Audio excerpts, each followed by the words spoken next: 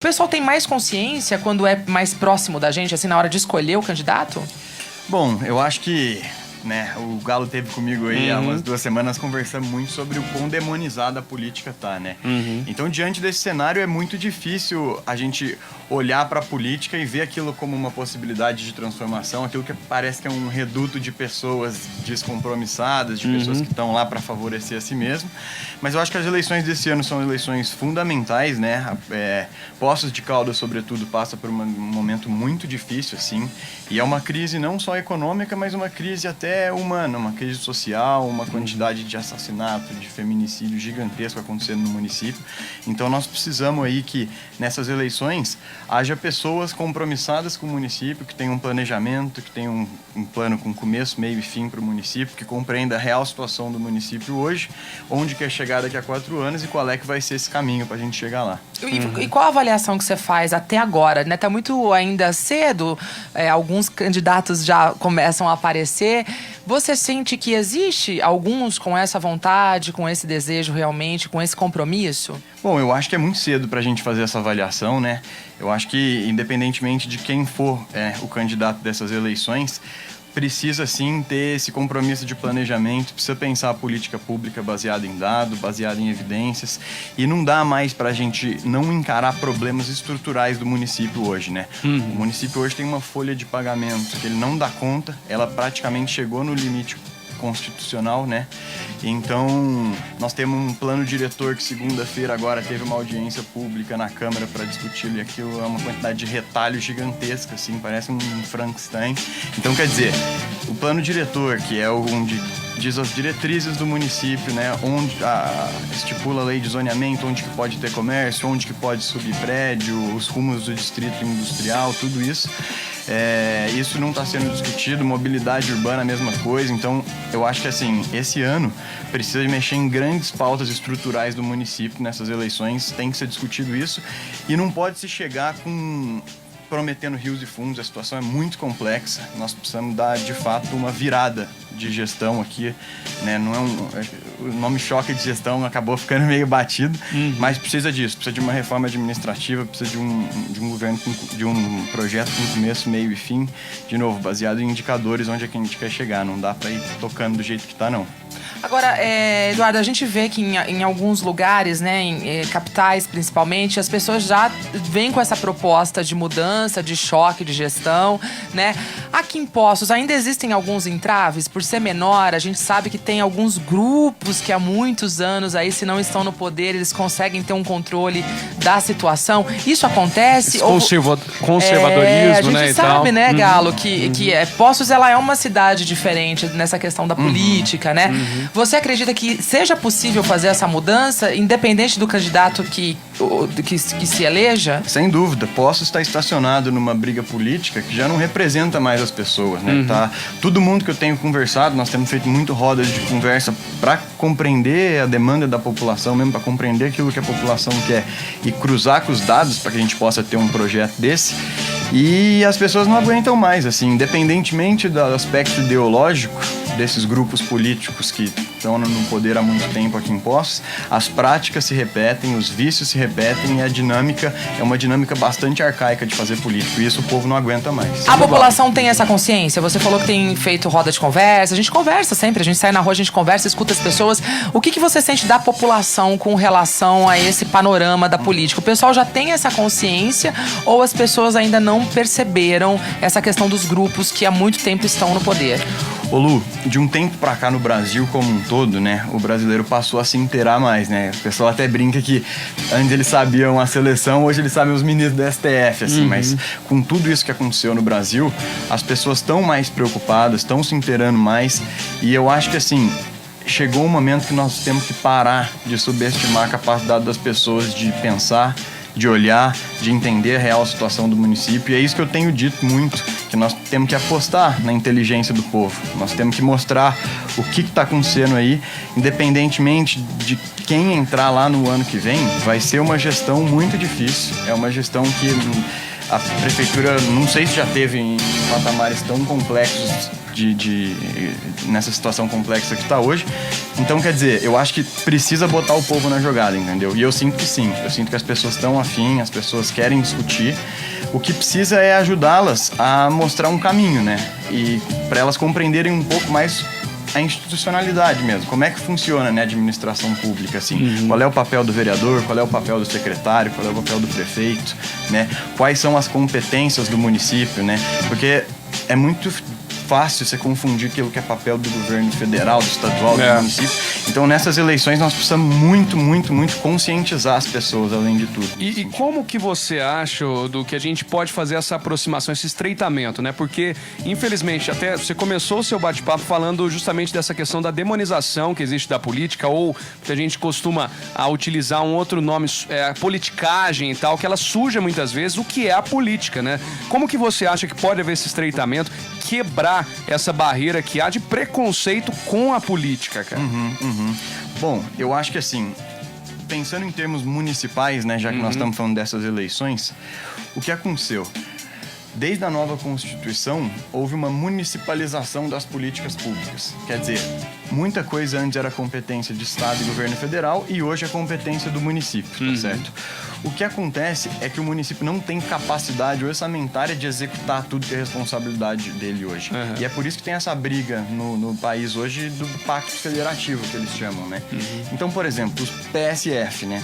Você vai pegar uma equipe, um médico, um enfermeiro, um auxiliar, o governo federal faz um repasse de, vamos dizer, uns 7 mil reais e isso custa para o município uns 30 e poucos mil reais. E essa diferença fica no cofre do município, entendeu? E assim, isso não é um caso de Poços, né? Isso é um caso que está acontecendo no Brasil todo.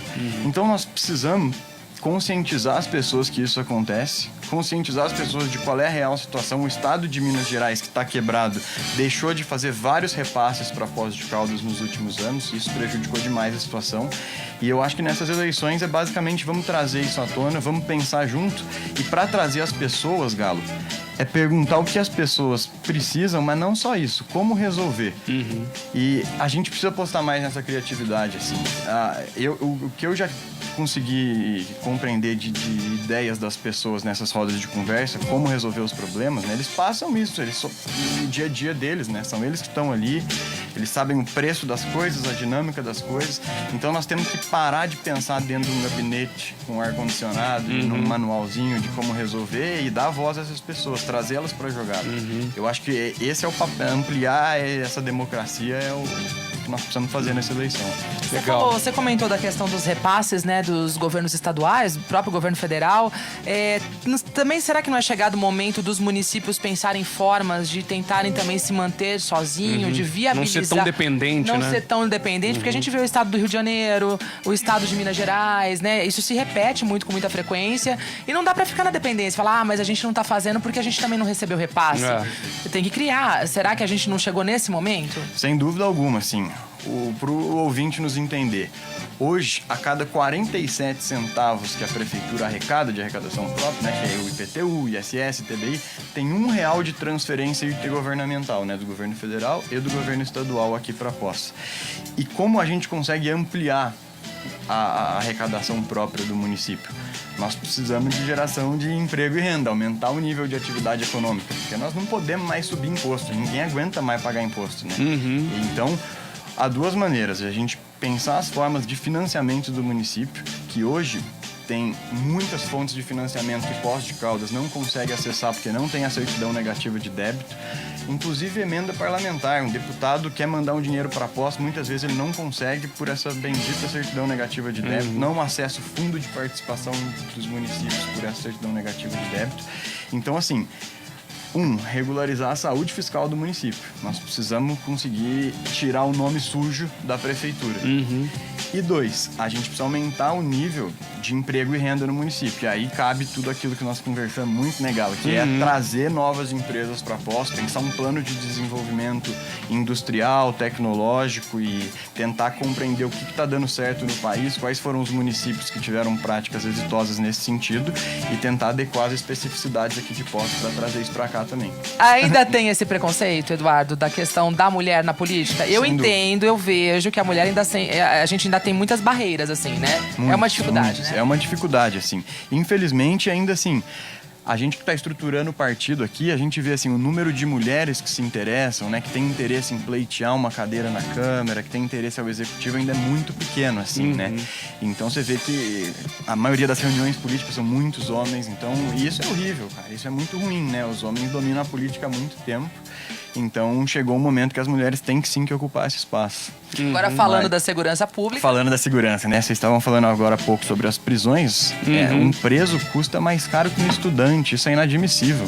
Nós precisamos apostar muito mais no preventivo. É óbvio que a segurança é um problema, que a segurança tem que sim ser pensada de maneira estratégica. A nossa segurança aqui é alinhar a Guarda Civil com Polícia Militar, com tecnologia, sabe? Hoje há experiências em Niterói, por exemplo, é uma cidade que fez uma gestão da segurança muito interessante. O caso de Pelotas também é muito interessante, depois o ouvinte pode dar uma olhada, que é unir a Guarda Civil Municipal com a Polícia Militar ali num centro de tecnologia e eles acompanham tudo que está acontecendo na cidade dali. Isso tem dado resultados muito positivos.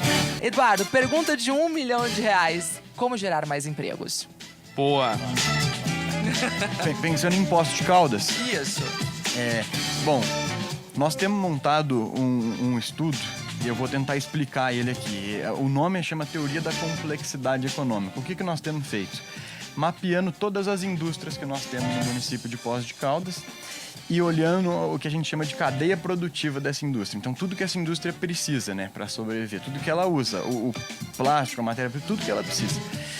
E aí nós estamos vendo o que é produzido em Poços e o que não é produzido em Poços. E a partir daí a gente está pensando aquilo que não for produzido em Poços, como ele pode ser. E montar um pacote de incentivo fiscal, incentivo de saneamento, incentivo de energia, para conseguir desenvolver esses setores aqui em Poços. Junto com isso, inclusive eu tenho até uma reunião hoje à tarde para discutir isso, é verticalizar as compras do município. O poder público tem um poder de compra gigantesco, e a gente acaba comprando muita coisa de fora. Eu tenho até dado um exemplo que é o exemplo da água sanitária, por exemplo, né? Água sanitária. Todos os hospitais usam água sanitária. E é uma coisa muito simples. Por que a gente não pode, por exemplo, montar uma cooperativa com moradores de população em situação de rua, que é um problema hoje para o município, para que eles possam produzir essa água sanitária e a gente compra daqui, entendeu?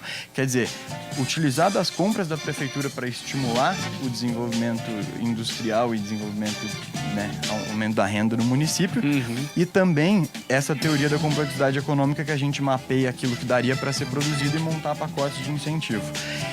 Agora, nós precisamos correr atrás de investimento. Não adianta, né, a prefeitura ficar sentada esperando vir investidor de fora, bater aqui na porta.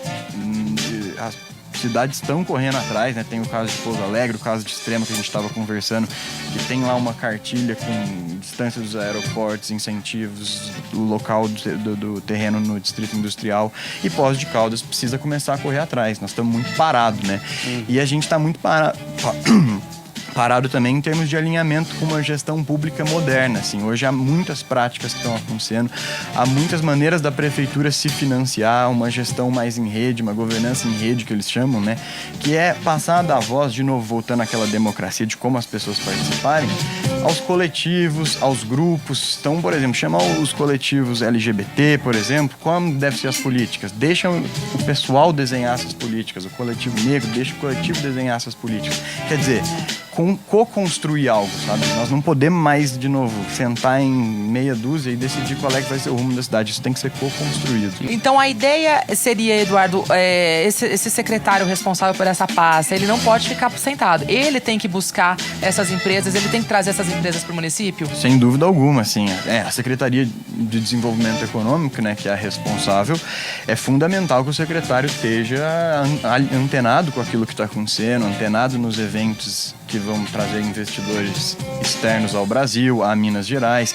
Isso é fundamental, assim. E correr atrás até fora do Brasil. Tem muitos investidores, sobretudo chineses, agora de olho no Brasil. E Poços de Caldas é um lugar que, assim, apesar de ter essa desvantagem logística, né, que a Fernão Dias não cruza no meio, é uma cidade riquíssima, é uma cidade que tem uma qualidade de vida muito alta e muitas vezes a pequena e média empresa, ele está muito preocupado com a qualidade de vida da família, ele não... porque se assim, a gente pode até olhar para a Extrema e falar, nossa, tem um PIB maior que o nosso, tem um crescimento, mas não dá para comparar a qualidade de vida nossa com a qualidade de vida de Extrema, claro. assim, entendeu? E isso tem que ser levado em consideração, isso tem que ser explorado.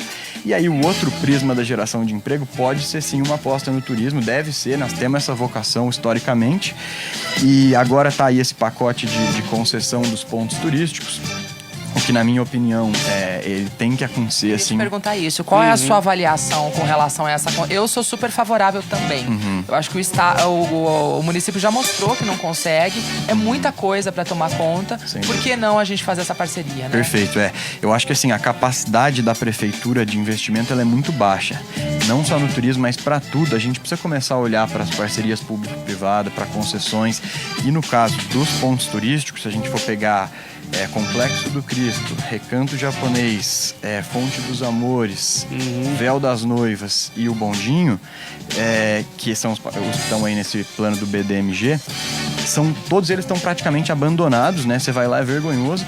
E a gente precisa pensar numa gestão estratégica de, por exemplo, uma vez que privatizados, a gente montar transfer, igual tem aqueles ônibus em Londres que São Paulo copiou, uns ônibus, né, que o pessoal vai em cima, que passe em todos os pontos, né? Você pode fazer parcerias com as empresas de viagem, na qual você vende já uma hospedagem, um transfer desse que você entra em todos os pontos turísticos, que você toma um banho nas termas, que você, né, come em lugares desses, exatamente. O bondinho, exatamente. O bondinho parado é um pecado. Como é que aquele negócio fica parado, gente? O espaço que tem lá em cima também, né, gente? Abandonado, né? Deve você fazer tanta coisa lá em cima. Você imagina, né? no aquário, onde tem aquele antigo aquário, você faz um restaurante, o acesso do restaurante é via bondinho, porque é complicado a estrada também, né? Às vezes o cara quer tomar um vinho, tudo é difícil. Pra descer não podemos, complicado. Então descer sobra ali já tá difícil. Mas aí você monta um esquema que você para o carro ali, em frente ao cassino, sobe, vai... Então, quer dizer, tem muito a se explorar nesse sentido. E tudo isso gera uma quantidade grande de empregos direto e de indireto, então nem se fala, né? Porque cada uma dessas coisas emprega muita gente indiretamente. Legal demais. E a gente volta aqui, né, Galo, com o Eduardo, ele que tá trazendo várias dicas pra gente aqui. A gente conversava agora há pouco sobre uma questão interessantíssima. O Eduardo que me contou, eu não conhecia isso. Você conhecia, Galo? Questão de securitização da dívida do Estado.